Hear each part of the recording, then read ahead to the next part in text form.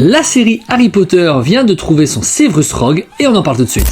N'oubliez pas de vous abonner pour rien louper des prochaines vidéos. Alors vous n'êtes pas sans savoir que Harry Potter va être adapté en série sur la plateforme Max. L'idée est d'adapter un livre pour une saison. C'est une série qui est prévue pour sortir en 2026 et plus les jours passent, plus on en sait un peu plus sur son casting.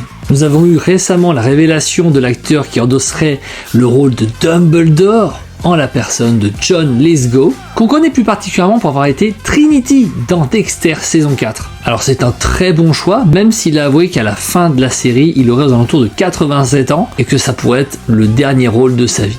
Bon, mais ce qui nous intéresse aujourd'hui, c'est le rôle de Severus Rogue. Pour ma part, c'est le rôle le plus iconique. Alan Rickman était un interprète absolument fantastique, magistral, et on apprend que c'est l'acteur Papa Isidore qui va endosser le rôle du mythique professeur de Serpentard. Alors c'est un choix qui fait extrêmement débat, c'est-à-dire qu'on a d'un côté les personnes qui crient au non-respect de l'œuvre. Le personnage est décrit comme d'avoir des cheveux gras, un nez crochu et un teint cireux. Une personne qui a une couleur de peau foncée peut avoir le teint cireux. C'est pas propre à une peau claire. Ça, je préfère préciser déjà dans un premier temps. Et puis de l'autre côté, on va avoir les personnes qui vont crier au wokisme. Donc je vais juste reclarifier le débat 2 secondes.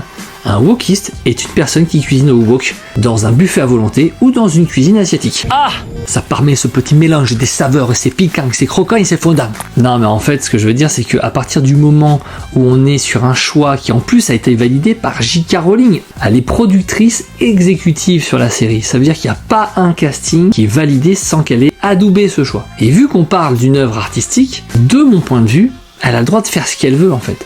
On va pas faire semblant, je comprends que pour des personnes qui, comme moi, ont vu que le film, peut-être qu'ils sont attachés à une image du personnage, mais quand on prend un peu de recul, on parle d'une œuvre littéraire dont l'autrice a validé ce choix. Si l'acteur il est bon, s'il est bon dans sa proposition, c'est parfait, c'est tout ce qu'on attend d'un comédien finalement. On cherche pas à faire un concours de cosplay. Je pense, et ça n'engage que moi, mais que ça aurait été complètement casse-gueule d'essayer de reprendre un acteur qui soit finalement dans la continuité d'Alan Rickman, ça aurait été une pâle copie. Moi je trouve que c'est justement très intéressant d'avoir une nouvelle proposition. L'idée est vraiment de créer une rupture, une cassure avec ce qu'on a connu avant avec les films et de partir sur quelque chose de nouveau. Et je pense que non seulement c'est audacieux, mais c'est le meilleur choix qu'il pouvait faire. Bonne chance à Papa Isidore. Bon, dites-moi dans les commentaires ce que vous pensez de ce choix en restant respectueux. Moi je vous dis à bientôt pour une prochaine vidéo. Ciao!